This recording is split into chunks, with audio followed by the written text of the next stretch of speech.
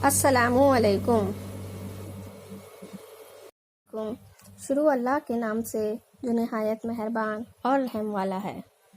ہم پچھلی ویڈیو میں حضرت نوح علیہ السلام کا قصہ بیان کر رہے تھے کہ کس طرح لوگوں کو شیطان نے بہکا کر شرک جیسے گناہ کبیرہ میں مبتلا کیا اور پھر اس قوم کے لیے نوح علیہ السلام بھیجے گئے، لیکن اس قوم سے تقریباً 80 سے 82 لوگ ہی ایمان لائے۔ قوم اپنی سرکشی سے باز نہیں آ رہی تھی۔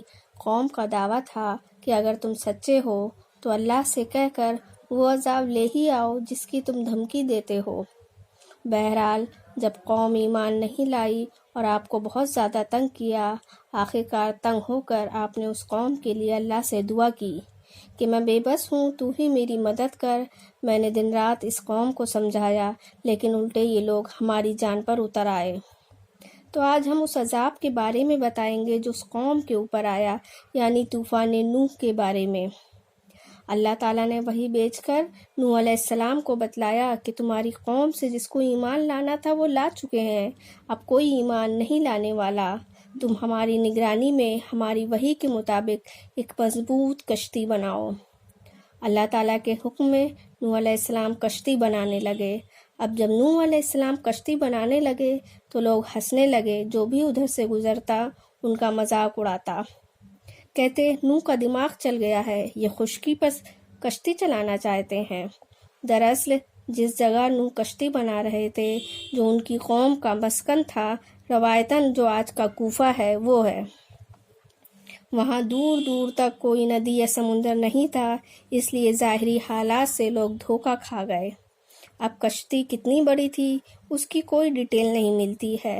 ہاں توریت میں جو آج بائبل کی شکل میں ہے، اس میں مختصراً ذکر ہے کشتی کے بارے میں، لیکن اس کو ماننا صحیح یا درست نہیں ہے، کیونکہ توریت میں تذکرہ جو ہے وہ اتنا چھوٹا ہے کہ 80 ہاتھ لمبی، 30 ہاتھ چوڑی اور 3 منزلہ کی تھی۔ یہ بہت چھوٹا تذکرہ ہے، کیونکہ اللہ نے جب عذاب دینے کا فیصلہ کیا اور کشتی بن گئی تو کہا کہ ہر جوڑا جو جانوروں کا ہو سب کا ایک ایک جوڑا کشتی میں سوار کر لو، یعنی ہر جانور کا ایک مادہ ایک نر، ساتھ میں نباتات اور پھلوں کے پودے بھی رکھ لو۔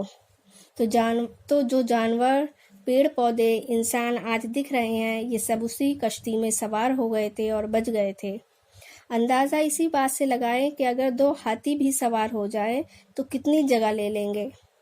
بہرحال کشتی بہت بڑی رہی ہوگی، لیکن کتنی بڑی اس کا علم صرف اللہ کو ہی ہے۔ خیر، ادھر کشتی بن کر تیار ہوئی، ادھر عذاب کا حکم آ گیا۔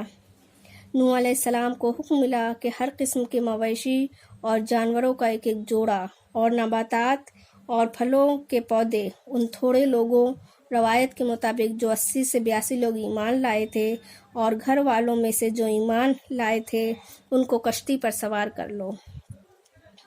گھر والوں میں 3 بیٹے ایمان لائے تھے جو سوار ہوئے۔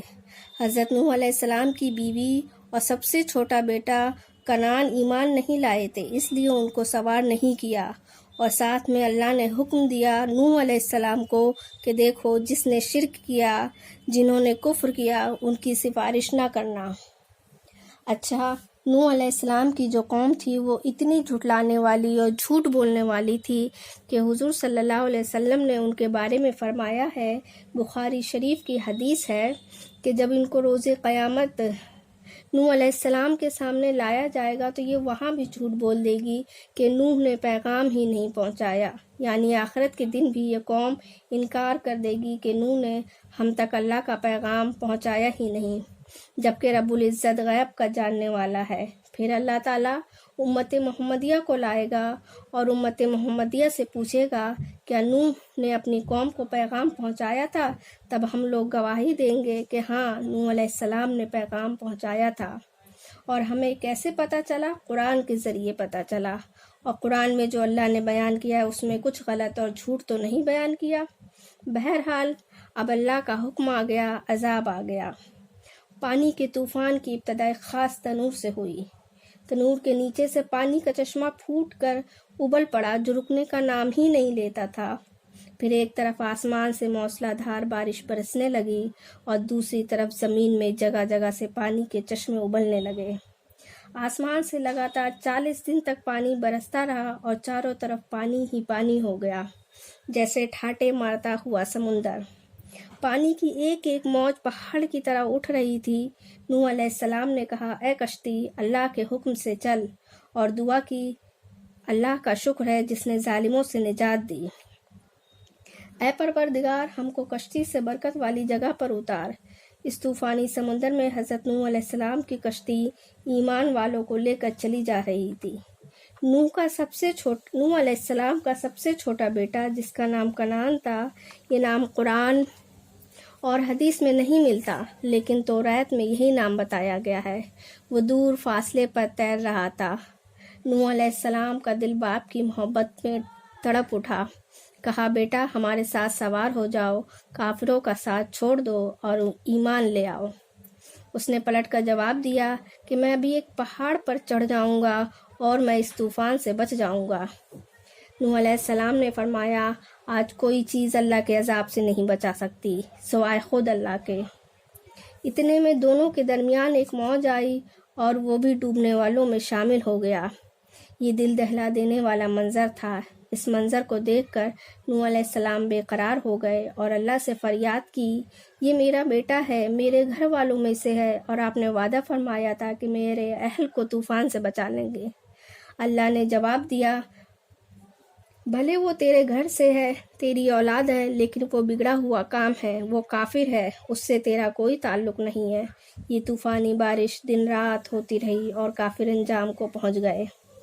जिन देवी देवताओं की पूजा करते थे, जिनको वो मददगार समझते थे, उनमें से कोई भी उन्हें बचाने के लिए नहीं आया। तब अल्लाह ने हुक्म दिया, है आसमान, पानी बरसाने से रुक जा, और ए ज़मीन, सारा पानी निगल जा। चुनांचा सारा पानी ज़मीन के नीचे चला गया।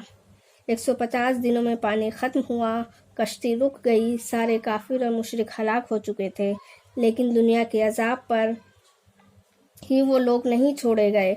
कुरान बताता है कि मरने के फौरन बाद ही उनकी रूहें आग के अजाब में मुब्तला कर दी गई हैं। तो तूफान रुक गया, ज़मीन खुश्क हो गई।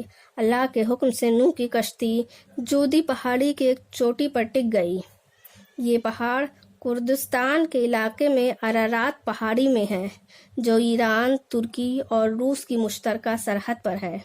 ये पहाड़ी आज भी जोदी के नाम से जानी जाती है। कहते हैं, कश्ती के बाक़ियात यानी निशानात आज भी चोटी पर मौजूद हैं। तब नूह को अल्लाह ने हुक्म दिया कि अब कश्ती से उतर जाओ। हमारी तरफ से तुम पर और तुम्हारे साथ जो अहले ईमान हैं, उन लोगों पर सलामती और बरकतें हैं।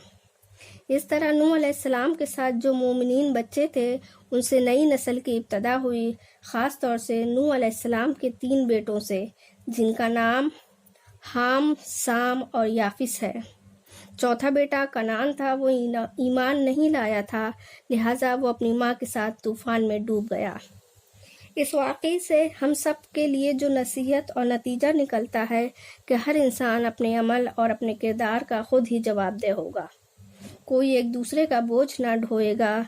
जैसे नूह अलैहिस्सलाम का बेटा और बीवी अल्लाह के अजाब से ना बच सके क्योंकि वो ईमान नहीं लाए थे। पैगंबर लूत अलैहिस्सलाम की बीवी को सख्त अजाब देकर हलाक कर दिया गया था, जबकि फ़िरौन की बीवी हज़रत आसिया के लिए अल्लाह ने खुद बशारत दी है। यानी हम किसी भी ख़ानदान के हों, हमारी बख्शिश हमारे ख़ानदानों के नाम पर नहीं बल्कि हमारे अमाल पर होगी। तो यह हज़रत नूह अलैहिस्सलाम का किस्सा 2 वीडियो में मुकम्मल होता है। इंशाअल्लाह एक नए उन्वान के साथ जल्द मिलेंगे। जज़ाकल्लाहु खैरन। अल्लाह हाफ़िज़।